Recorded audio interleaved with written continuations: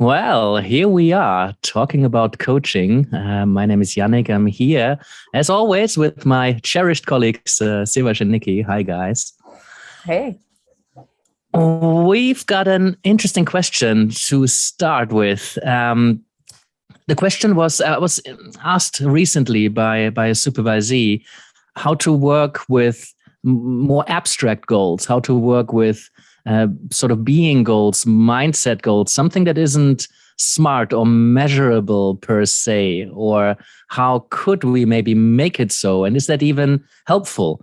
For example, a client coming in and wanting to be more happy or more fulfilled, maybe more calm, something that is an experience or a feeling of some sort, rather than I want to earn X amount of money by this particular date. So I know quite a few coaches out there, especially when we're starting out, we're being taught how to use coaching models that work best when we have a very tangible, measurable, smart, specific, achievable, realistic, time-bound goal. It's easier, it's more clear. So how do we work with goals that are less clear when a client comes in and they don't really have that clear vision of moving forward? What do you guys do? I think I'd almost say those are kind of some of my favorite coaching topics to explore. I think I like that process of working with a client to clarify these kind of bigger terms, like, happiness. If you're asking me specifically, in a session like that, if a client comes in and says, I'd like something like more happiness, I think the first question for me becomes, what does happiness mean to you, right? Like, I think things like that are very subjective. And whilst, most clients will agree and ultimately say that what they're really aiming for is more happiness, when you start to ask them, what is it, that happiness means to you, or where does it come from for you, that there's usually a bit kind of like, oh, I've never really thought about that. So for me, it's about kind of clarifying with a client what happiness means for them. And one of the exercises I really like for that is values. I think, starting to ask them, in the past, when has there been a time where you felt, the thing you want to feel again? And exploring broadly at first in order to narrow it down and kind of become clear on places of happiness for them. Yeah, there's this really interesting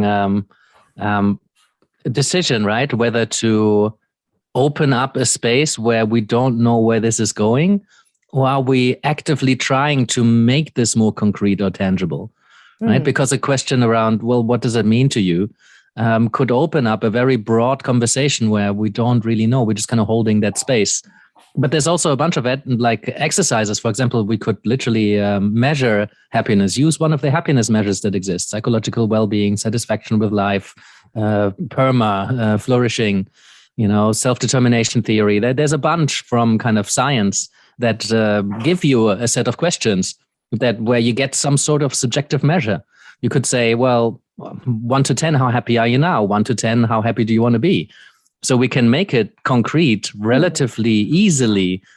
But is that going to be most helpful in this scenario? Maybe what does that mean to you? And then exploring that could lead to some clarity, but it could also lead to a bunch of other places that could be particularly useful. Siawash, what do you think? Yeah, I do a bit of combination of both. So I usually ask on a scale of 1 to 10, how come, for example, if someone feels very stressful and they want to become calm, right?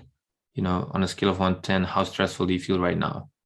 And what does that mean for you? Like if someone says it's a 4, exploring what that number means. Sometimes exploring why it's not a 3, and then exploring maybe what does a 6 look like, or if they want to get to a 7. So really exploring, like, because the number means something else for every person, right? And I actually recently have been doing a lot of work around being, right?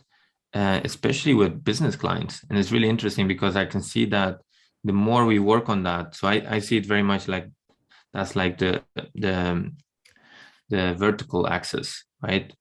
Working with people on their goals, it's often like the horizontal axis.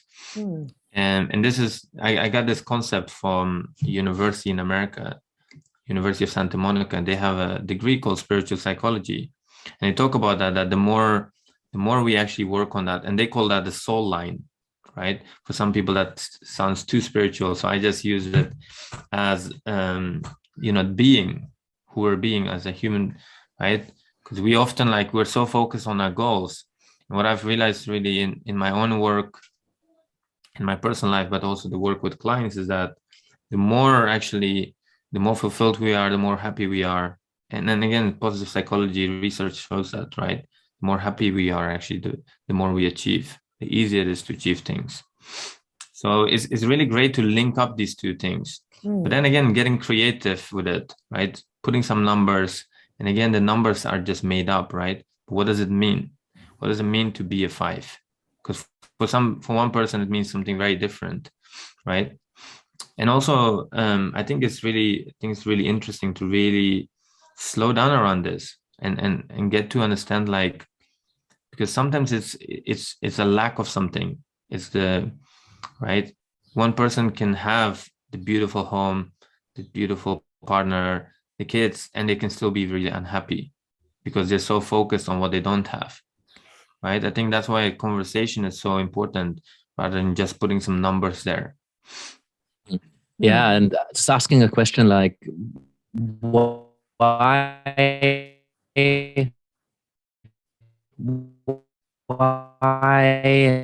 that? Why covering a little bit where this goal comes from and what it means to you. And when we listen to that very attentively, we will pick up on so many things that are now all on the table. And sometimes 20, 30, 45, an hour in,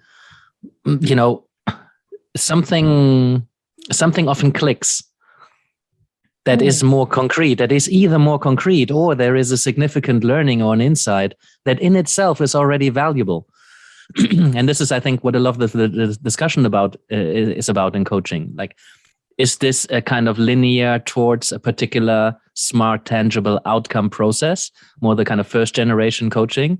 Or is this, how Reinhard Stelter called it, a lingering in a space where we are being with each other and we're having a conversation, and out of that conversation, insight and learning and development grows. And it can be uncomfortable to sit in the not knowing where this is going to go or if this is even helpful right now. And I think over time I certainly developed a trust in the process that this is going to be helpful. I might not know how helpful it is or where it is helpful or even if it's going to be helpful right now, but I can trust that the process is going to lead somewhere. And if I hold that space, then this person will make progress.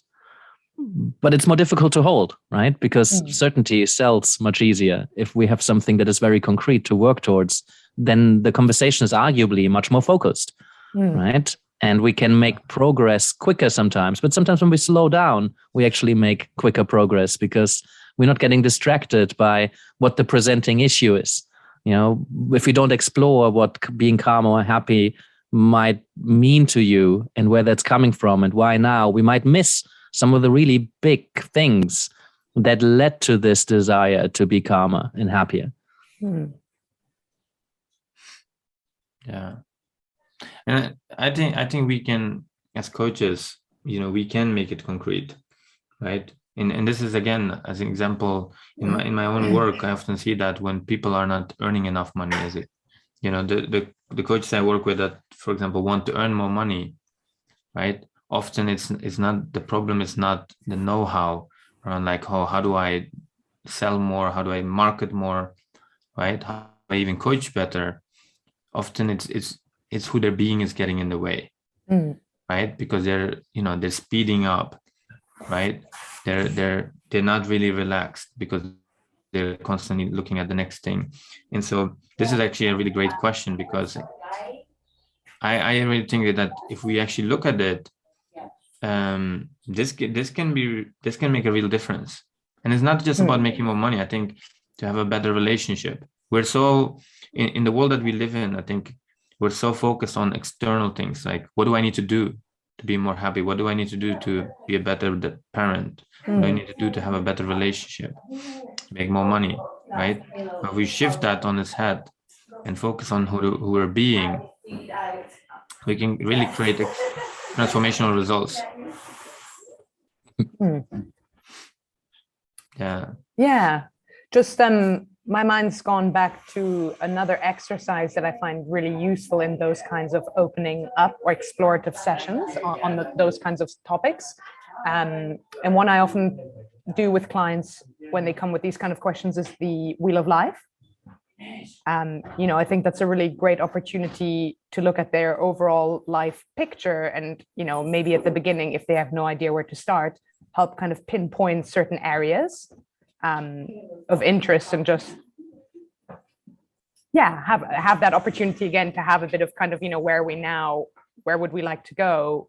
What do these different places mean, feel like, and look like for you specifically?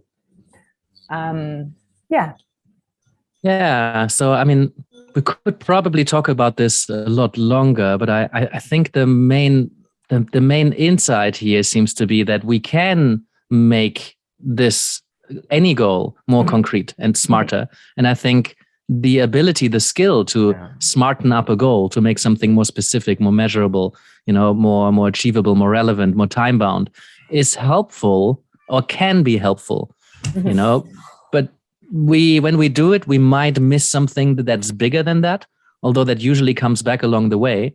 It certainly gives our work more focus, but sometimes that focus is misplaced and we miss some of the stuff that maybe would be more helpful to focus on.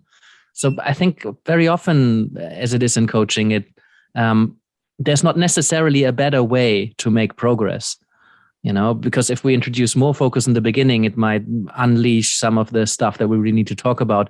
Maybe if we just hold space and we see where this is going, maybe that's exactly what we need to do. I think it depends a bit on the client, who the client is, how they like to think. If that kind of focus gives them security and certainty to open up and the comfort to know where our anchor point to this conversation is, maybe that's exactly what you need to do. But I think experimenting a little bit this way or that way, I think it helps us to develop some intuition on what the right approach is, make it smarter or not. Yeah, I think it's often more the coach than the client that wants a smart goal. Right? And I hear this because it's harder for me to sell my coaching because it feels intangible. Right? But actually it doesn't need to be, because the other person can describe where they are and the change that they want. And we can actually help them create that. We can help them facilitate that. Right. But what I again see, and I think, I'm not sure that's behind this question, but speaking to a lot of coaches, it's often more the coach that's more concerned about that than the client. Yeah, because that's what they're being taught in the beginning, because that's how you do coaching in a simple way, Coaching very often isn't simple. And actually, the more mature a coach gets, the less attached they are to very tangible outcomes because they trust the process. And research has shown that SMART goals is actually, at best, questionable whether that's an effective way of helping somebody grow. I think if it's something simple, then yes, absolutely. To get a relatively well-defined piece of performance up, grow might be exactly the right way forward. Grow with a SMART goal. Right. But if it's something more complex, something less simple, something bigger than that, which usually people approach coaches for, then I think that exploration in the beginning of sitting with a client and see what emerges from that often is a lot more helpful. Yeah, nice. Yeah, I think, a question like that's very open-ended, opens up a broad spectrum for coaching and where to go with it. And I agree with how you kind of summarize it, Yannick. It's about finding the balance between exploration and making things more concrete. Sorry, I lost my train of thought there, but yeah. Cool. We're holding that space. Let's see what emerges. Yeah. On that note, maybe let's close this here. And guys, thank you very much for listening or watching or wherever you consume this. Have a conversation about this. I mean, we are always driven by creating more questions. And I know there's different approaches. So if you have something to say, we'd love to hear it.